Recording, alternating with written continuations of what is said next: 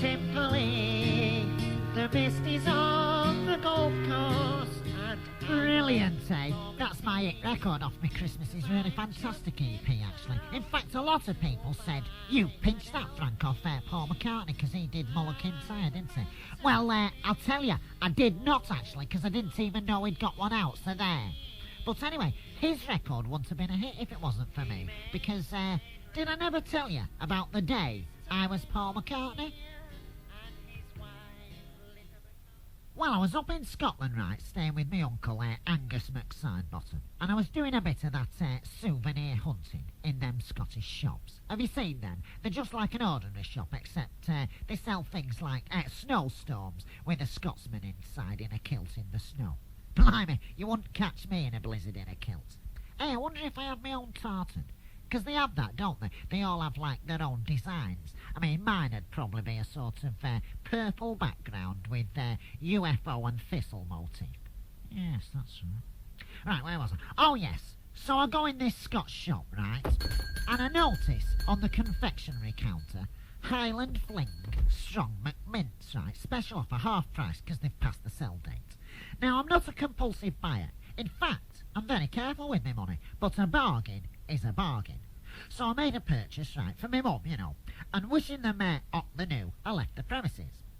Now, being in show business, I tend to watch my weight and cut down on excessive guzzling, right, because if you eat too much, you get dead fat like that wrestler Big Daddy, don't you? And then your mum would have to alter all your trousers. But the aroma which was coming from that bag of McMints was too much for me. And I thought, oh, what the heck, Frank, you're on holiday, enjoy yourself. And I tipped the whole bag of mints into my mouth in one. Right, you know that planet in space they call the sun? Well, scientists, right, and I include myself amongst that when I say scientists, because I'm a bit of an inventor, right? Well, scientists reckon that it's approximately 1,000,000 billion times hotter on the sun than it is if you sat in a car on August Bank Holiday Monday with the windows up, the heater on number 10, and a very, very thick polo neck jumper, right? And they do experiments, these scientists, at top-secret bases to prove that sort of thing, so they know what they're talking about, right? But hot was not the word I was looking for to describe the ultimate furnace in my mouth. Oh, I screamed while shaking my head. I felt like I'd just tipped 2 million buckets of mustard into my mouth, followed by 57 sacks of curry powder, 102 kilos of Victory V, plus all the bonfires from every November the 5th bonfire for the last 1,000 years, fireworks, sparklers, rip-raps and all. In fact, the feeling in my mouth made the Great Fire of London look like, made it look, oh, I don't know actually, because I wasn't there.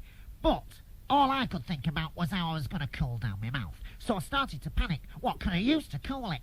Oh, I went shaking my head again. Oh, I know, maybe a 6-pack of 99 ice creams, but obviously, without the chocolate flaking, because as I said, you've got to watch your weight if you're in show business. I mean, can you imagine if Michael Jackson packed his diet in and got dead fat? That would be the end of his show business career for the following reasons. 1, concert promoters wouldn't allow him on stage, because he'd go through it, wouldn't he? 2, he'd be too fat to get through the doors of the recording studio, so he wouldn't be able to make any new records. And even if he fancied just a career promoting his old records, then he wouldn't be able to drive to the TV studios because the tyres had burst on his Rolls Royce, wouldn't they? And 3, even if he walked to the TV studios, he'd be so out of breath to perform, and his stage clothes wouldn't fit him, and he couldn't even buy any more because he'd have spent all his money on fattening foods. So the moral of the story is, if you're thinking of going into show business as a proper career, watch your weight. Thank you for buying the tape. See you next time. Hey, hold on. Is that the end of the story? Oh, no, I was telling a different story, wasn't I? What was I doing? Oh, yes, that's right. So, I've got these Highland McFling mints in my mouth, right, and my mouth's dead hot, and I'm still going, ooh, and shaking my head, and thinking how I can cool it, and I'm running down the road looking for an ice cream shop, or even an ice cream van, or even one of them ice cream bicycle man things. Have you seen them? What a fantastic idea, eh? They have a bicycle, right, with a box on full of ice cream. They can just eat it all day long. In fact, if I had one of them, I'd go in that Tour de France thing, and I wouldn't even care if I won or lost because I could just eat ice cream all day. Brilliant, eh? But then I saw it. A horse's trough. And now, have you seen them? They're like a bath, right, full of water that horses drink out of, because horses can't hold cups in their hand, can they? Anyway, it was full of crystal clear, cool water. Well, I just opened my mouth and I jumped in. Oh, brilliant! Instant relief. So there I was, right, soaking wet, looking in my pocket for my hanky that your mum always tells you to have to make sure so you can dry yourself properly if you jump in a horse's trough. When suddenly, this lady taps me on the shoulder and says, "Oh, I thought it was you. What are you doing out of bed?" I beg your pardon," I said. "The doctor said you've got to stay in bed for the next 10 days. What are you doing up, eh?" "Excuse me, miss. I think you've got me confused with somebody else, actually." "Oh, stop messing about, Paul. And where'd you get that pink tie from, eh? What's wrong with the one I bought you for Christmas? Is that off one of your girlfriends, eh?" "I don't know who you think you're talking to, miss, but my name's not Paul. And to prove it, I showed her the label in my jacket that my mum sews in all my clothes." "Oh, I'm dreadfully sorry, Mr. Sidebottom," she said. "I thought you were my husband, Paul McCartney." Hey, I've just had a funny thought, right? Right, imagine the scene. Are you ready? In the blue corner, we have the fantastic wrestling man, Big Daddy.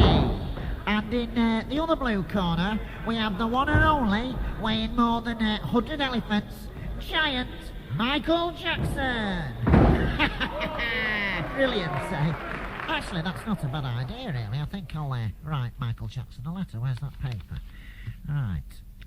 Dear Michael Jackson, if you ever get overweight, do not despair. Try being a wrestler. Best regards, Frank Sidebottom. P.S. All you'll need is some snazzy trunks. Brilliant, I'll send him. Oh, no! I've not even got his address. Oh, that's no good. Now, where was I? Oh, yes. It was Linda McCartney, actually. She was out shopping, right, picking up her family allowance, and she'd just come out to the post office, and she caught a glimpse of me from the back, right, running up the street, shaking my head, going, "Oh!" Because Paul McCartney does that, doesn't he? Have you seen him do it on the telly? And she'd caught up with me, right, when my hair was wet, remember, in the horse's trough, and it was like down in a fringe. And evidently, I looked a dead ringer for Paul McCartney. Anyway, I looked at her as she was about to walk off, right, and I could see something was on her mind. So I grabbed her arm and I said, "What's up, Whack?"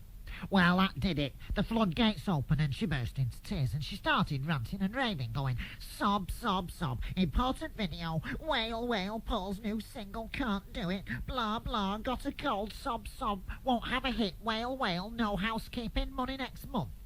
Well, I've never seen a grown woman in such a state over nothing before. Well, to cut a long story short, right, and also because we're running out of tape, actually, what it was Paul McCartney had supposed to be making a video that day, right, for his new single, Mull of Kintyre, right, and because he'd been spending so much time in the snow in his kilt, right, he'd got a cold, which meant he'd got to stay in bed, and he couldn't do it, so the video was going to be a flop.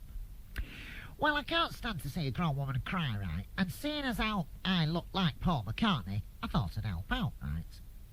But all these years later, you know, when I look back at that video and I see me, because it is me on it, it's not Paul McCartney, I don't remember it like that, actually. I thought we did it in somebody's backyard, as I recall. And I don't remember that Scotch band at all. In fact, my only recollection was the lady next door saying, "Will you please keep the noise down, Jimmy?" Anyway, it must be me on it, because Paul McCartney thanked me after, actually. Well, I didn't actually meet him, you know, because, as I said, he'd got a cold and Linda wouldn't let me in the bedroom. But I waited outside the door and she got a signed photo of him for me, actually. In fact, I've got it somewhere. Where is it? Oh, yes, here it is. I'll read you what it says. "Dear Frank, thanks for standing in for me on Mull of Kintyre video. Cheers, mates. It would never have been a hit without you. Best regards, Paul McCartney. P.S. If you get a spare moment, could you write me a song for my next LP, as I'm one short? Thank you." So, listeners, there you have it. I was Paul McCartney for the day. Brilliant, eh? And the moral of this whole story is, when your mum next says to you, Make sure you've got a hanky in case you stick your head in one of them horses' chops. Tell her to, tell her... Oh, just tell her anything that makes her happy, right? And who knows? You too could be Paul McCartney for the day. Right, I suppose I better write that song for him now for his new LP. Right, let's just try this. Right, my name is Paul McCartney, and people say it's funny writing love songs when they make lots of money. Yes, I think that'll do. He'll like that a lot. Thank you. Well, that's another fantastic tale, handwritten with my fabulous pen. Oh, I think you will all agree that I tell a fantastic story. I hope you will buy volume 3, but after volume 2, which I've not done yet, but I hope I will soon, when I've got some more tape. Thank you. Oh, what a load of rubbish that was. Anyway, there is some tape left, so I'm going to fill it up with some handy hints on keeping your tapes in perfect condition, because you have to do that, you know. And number 1 is, whenever you finish listening to a cassette, make sure that